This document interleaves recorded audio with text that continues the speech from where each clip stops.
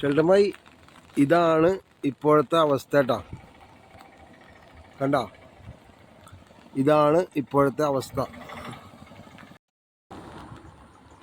ഇത് ഇപ്പോഴെങ്കിലും ഷെൽട്ടമായിക്ക് ഇത് ഇങ്ങനെ പറയാൻ തോന്നിയത് വളരെ നല്ലതാണ് കേട്ടോ.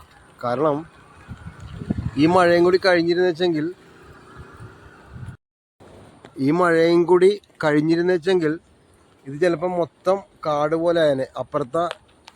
അപ്പുറത്തെ ജയിക്കറിൻ്റെ കണ്ടം പോലെ ആയാനെ. അത് ജയിക്കറിൻ്റെ കണ്ടം പോലെ ആയിരുന്നെങ്കിൽ പിന്നെ നമുക്ക് തൊടാൻ പറ്റത്തില്ല. ഇതിൽ ആകെ പ്രശ്നങ്ങളായി പോയാൽ. ഇപ്പോൾ വടക്കേറ്റം എത്തിയിട്ടില്ല. ആ കൊടുത്തേക്കണ വശത്തേക്ക് അതിൻ്റെ ഇപ്പുറത്തെ വശത്താണ് ഇപ്പോൾ എടുത്തത് കേട്ടോ. ഇതാണ് ലാസ്റ്റ് എൻഡ്, കണ്ടത്തിൻ്റെ വടക്ക് എൻഡ് കേട്ടോ. ഇതാണ് സംഭവം.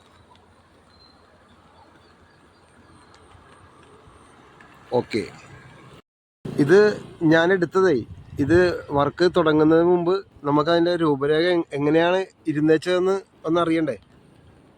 അതിനു വേണ്ടിയാണ് കേട്ടോ ഇതെടുത്തത്. ഓക്കെ.